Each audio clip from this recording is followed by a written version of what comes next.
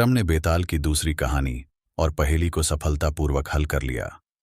बेताल ने विक्रम को चेतावनी दी कि आगे की यात्रा और भी कठिन होगी। अब बेताल विक्रम को उसकी अगली कहानी सुनाने के लिए तैयार है। चांदनी रात में विक्रम ने फिर से बेताल को पकड़ा और अपने कंधे पर डाल लिया। बेताल ने इस बार गंभीर स्वर में कहा, बेताल, राजा विक्रम, अब तुम्हें अपनी अंतरात्मा और सत्य के दर्पण में झांकने की आवश्यकता होगी। जो कहानी मैं तुम्हें सुनाने जा रहा हूं वह तुम्हारे भीतर सवाल पैदा करेगी। अगर उत्तर देने में चूक हुई तो तुम्हारा सत्य तुम्हारा साथ छोड़ सकता है। सुनो ध्यान से। बेताल, यह कहानी एक योद्धा अर्जुन की है जो अपने राज्य का सबसे बहादुर और निडर सैनिक था, लेकिन वह अपनी एक हार से इतना टूट गया कि उसने सब कुछ त्याग कर एकांत का रास्ता चुना। एक दिन अर्जुन के गांव पर एक विदेशी सेना ने हमला कर दिया। अर्जुन के बिना गांव के लोग कमजोर थे। वे अर्जुन से मदद मांगने गए। अर्जुन ने कहा, मैंने अपनी तलवार त्याग दी है, मैं लड़ाई नहीं कर सकता। गांव के एक बुजुर्ग ने अर्जुन से कहा, योद्धा की तलवार उसकी आत्मा होती है। यदि तुम लड़ोगे नहीं तो यह गांव नष्ट हो जाएगा। क्या तुम्हारा त्याग इस गांव के विनाश से अधिक महत्वपूर्ण है? अर्जुन इस सवाल से भीतर तक हिल गया। वह अपने कर्तव्य और अपने व्यक्तिगत संघर्ष के बीच फंस गया। बेताल, तो बताओ विक्रम, अर्जुन को क्या करना चाहिए था? क्या उसे अपने व्यक्तिगत संघर्ष को भूलकर गांव की रक्षा करनी चाहिए थी, या अपनी शांति और त्याग के मार्ग पर टिके रहना चाहिए था? विक्रम ने शांत मन से जवाब दिया, अर्जुन को अपने कर्तव्य को प्राथमिकता देनी चाहिए थी। एक योद्धा का धर्म अपने लोगों की रक्षा करना है। व्यक्तिगत संघर्ष और त्याग महत्वपूर्ण हैं, लेकिन यदि उनका परिणाम दूसरों के जीवन और सुरक्षा को खतरे में डालता है तो वे धर्म के विपरीत हो जाते हैं। अर्जुन का सच्चा त्याग अपने कर्तव्य का पालन करना होता।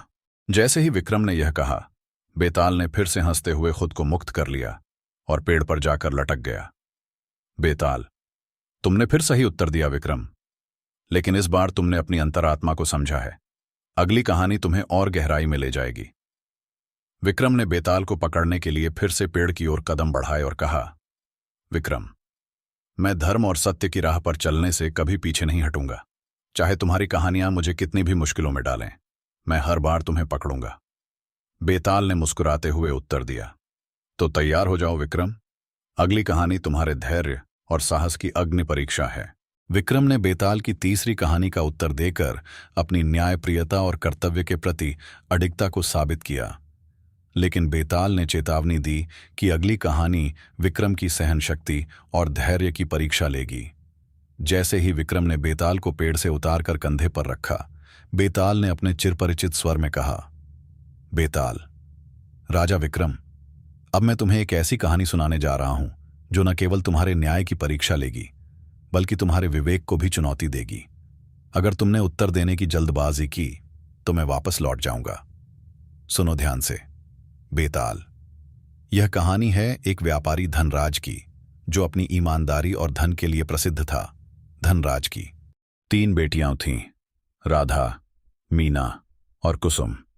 एक दिन धनराज ने अपने जीवन की सारी संपत्ति तीनों बेटियों के बीच बांटने का निर्णय लिया। धनराज ने अपनी बेटियों से पूछा, मैं अपनी संपत्ति तुम तीनों में बांट दूंगा, लेकिन पहले तुम मुझे बताओ कि तुम मुझे कितना प्यार करती हो। राधा ने कहा, पिताजी, मैं आपको चांद सितारों से भी अधिक प्यार करती हूं। मीना ने कहा, पिताजी, मैं आपको दुनिया की हर खुशी से भी अधिक प्यार करती हूं। लेकिन कुसुम ने कहा, पिताजी, मैं आपको नमक जितना प्यार करती हूं। धनराज ने कुसुम के उत्तर को सुनकर गुस्से में उसे अपनी जायदाद से बेदखल कर दिया।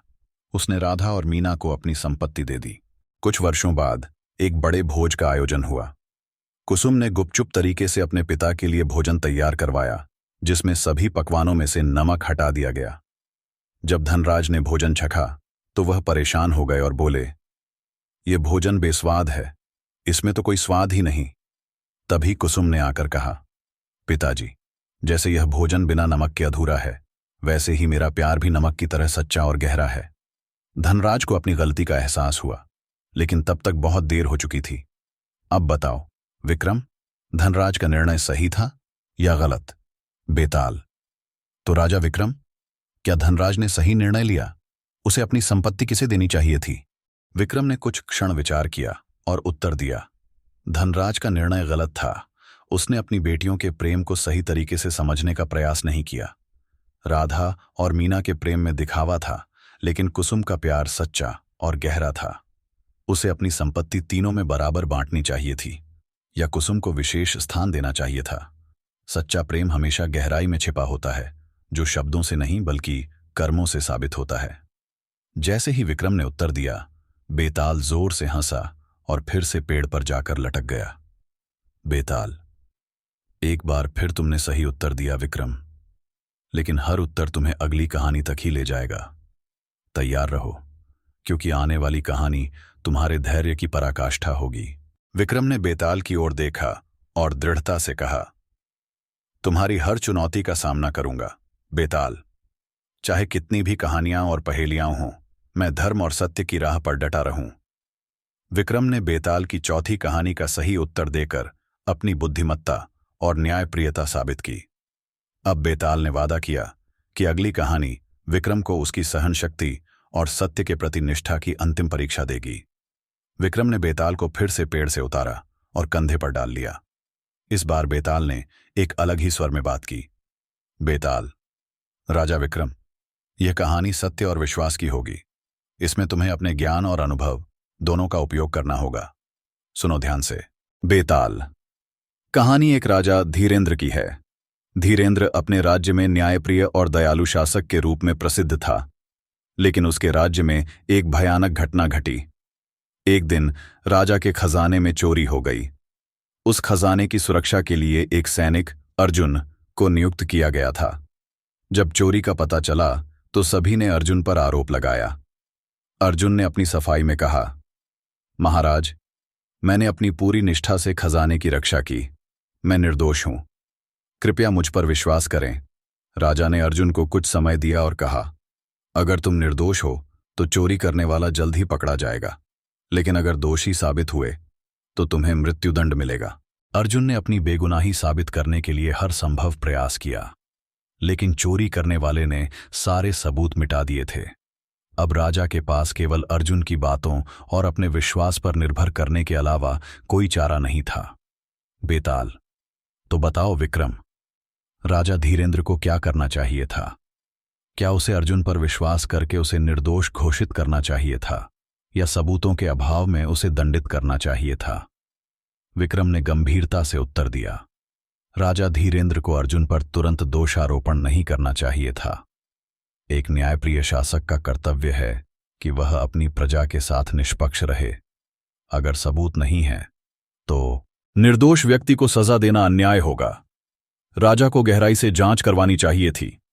अर्जुन पर विश्वास करना और जांच जारी रखना, यही उचित निर्णय होता। विश्वास केवल शब्दों का खेल नहीं, बल्कि एक रिश्ते की नींव है। जैसे ही विक्रम ने उत्तर दिया, बेताल जोर से हंसा और फिर से पेड़ पर जाकर लटक गया। बेताल, तुमने फिर से सही उत्तर दिया विक्रम, लेकिन याद रखना, तुम्हारी राह अब और भी कठिन होने वाली है। अगली कहानी तुम्हारी अंतरात्मा की सबसे बड़ी परीक्षा होगी।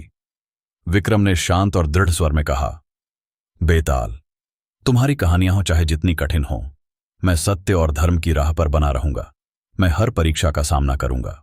विक्रम ने बेताल की एक और जटिल कहानी का उत्तर देकर अपनी न्यायप्रियता और धैर्य को साबित किया। अब बेताल ने चेतावनी दी कि अगली कहानी उसकी सबसे कठिन परीक्षा होगी। श्मशान की डरावनी रात में विक्रम ने बेताल को फिर से पकड़ा और कंधे पर डाल लिया। बेताल ने गहरी और गंभीर आवाज में कहा, बेताल, राजा विक्रम, यह मेरी अंतिम कहानी होगी। यह न केवल तुम्हारी बुद्धि और धैर्य की परीक्षा लेगी, बल्कि तुम्हारे सत्य और धर्म पर भी सवाल उठाएगी।